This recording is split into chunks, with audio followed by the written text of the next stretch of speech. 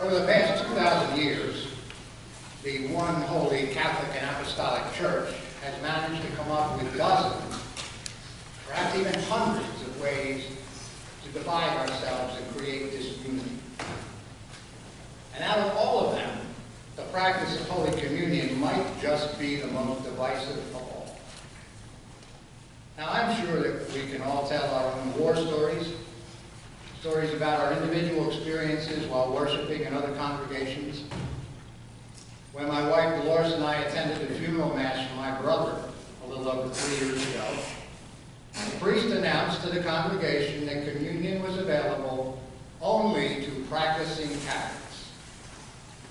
And this was in a progressive church, the St. Paul Catholic Center on the campus of the University of Indiana, a church where the priest looks more like a monk and the parishioners are predominantly students. A church where the 14 stations of the cross that line the walls of the sanctuary are actually photographs of suffering people from around the world, rather than the carvings of Jesus' journey along the Via Dolorosa. And yet, we were excluded. At her mother's funeral, Dolores was denied even coming forward for a blessing. The priest told her, "People might think that you're receiving communion." I mean, really? Who really cares what people think? The priest knew she wouldn't be receiving it. She knew she wouldn't be receiving it. And I'm pretty sure that God knew she wouldn't be receiving it. And then 11 years ago, when my brother and his wife came east to join in the celebration of my ordination, they called to ask their priest if they would be permitted to receive communion during the ordination service. His response, absolutely not. We Lutherans aren't welcome at their table, and they're not allowed to come to ours. And you know, this is not just a Catholic versus Protestant thing. Even within the Lutheran Church, there are congregations that practice closed communion. You have to be a member to participate. The Lutheran Church Missouri Synod and the Lutheran Church Wisconsin Synod, to name just two. And there are many other Protestant denominations who believe that the bread and wine, or actually the bread and grape juice, are merely symbols of the body and blood of Christ. Nothing more, just symbols.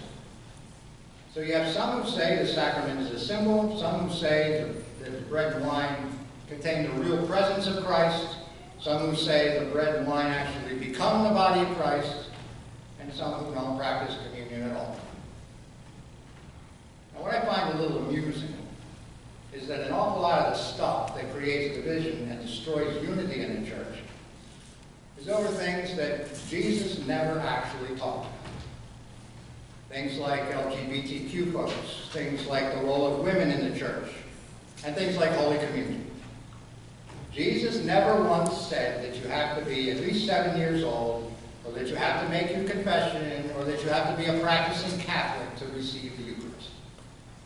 What Jesus did say is this: I am the bread of life. I am the living bread that came down from heaven. Those who eat my flesh and drink my blood abide in me, and I in them. 7 times in these 8 verses, Jesus talks about eating his flesh and drinking his blood. It could be a scary text because he makes it sound so much like cannibalism. No wonder people thought he was out of his mind. No wonder they complained about him. But you see, Jesus was teaching them something new. Jesus teaching them a brand new thing. He wasn't just giving them food. He wasn't just giving them loaves and fish, a meal that would last for a few hours. He was giving them himself. I am the bread of life. Jesus is the food. Jesus is the nourishment that gives real life, eternal life, to all people. But they didn't get it. And chances are, sometimes neither do we. Sometimes we don't get it either. Sometimes I think that many of us are not really any different from those first followers. Sometimes I think that it's just as hard for us to understand what Jesus is saying. After all, it does sound impossible, doesn't it? If we're really honest about it, aren't we all sitting here asking the same question? How can Jesus be making this outrageous statement? How can He give us his flesh to eat. Well, the truth is, it's a mystery. It's a mystery that really defies our understanding. We can't understand it by being rational or logical, even though many have tried. This is precisely where the Roman Catholic doctrine of transubstantiation comes from. Science tells us that Jesus can't really be in the bread and wine. So the bread and wine must, through some miracle of God, physically become his body and blood. But you see, none of this really helps. The only way that we can come to terms with any of this is through faith. Faith in Jesus, faith in his teaching, faith in his way of life, faith in his passion and death, faith in his resurrection, faith that he really is who he says he is, faith that in giving up his body, Jesus has become this bread of life. Faith that Jesus really is in that little piece of pita bread and that little cup of wine. Faith that through this meal, God is doing something new. And that faith is a gift from God. We come to this table week after week. But sometimes it's not easy to come thinking that it's something new, something renewing, something reawakening. We come, we go, and like tomorrow is pretty much just the same as it was when we got here this morning.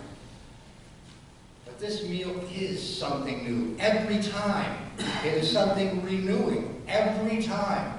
It is something reawakening every time. And that's because every time it's Jesus. It's Jesus in the bread and in the wine. And Jesus never stays the same. Jesus is always making something new. Jesus makes something new and renewing and reawakening in us every time we eat the bread and drink the cup.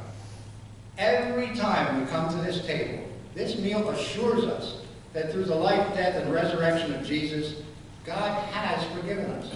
God has reconciled us with God. God has called us back. And God has made us one with Jesus. This sacrament points us to a whole new understanding of ourselves, a whole new understanding of the church, and a whole new understanding of the world in which we live. It points us to a whole new understanding of what community is. We are the body of Christ.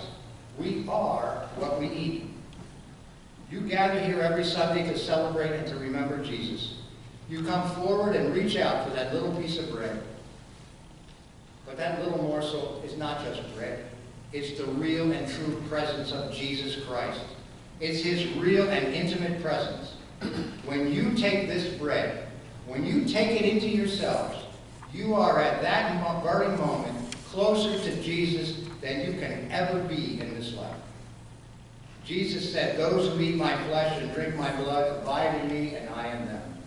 You see, it's all about his presence in our lives. When we eat the bread and drink the cup, Jesus' presence comes into our bodies and into our lives, and we become one with Jesus. We become more like Jesus. We are made new. We are reawakened. We are changed. And this is precisely why I will never turn anyone away from this table. The meal is set before us. The gift of forgiveness is waiting. Renewal is waiting. Jesus is waiting. Remember, you are what you eat, and you are always welcome here. So feast on this meal so that you might become more like the one who gave his very life for you.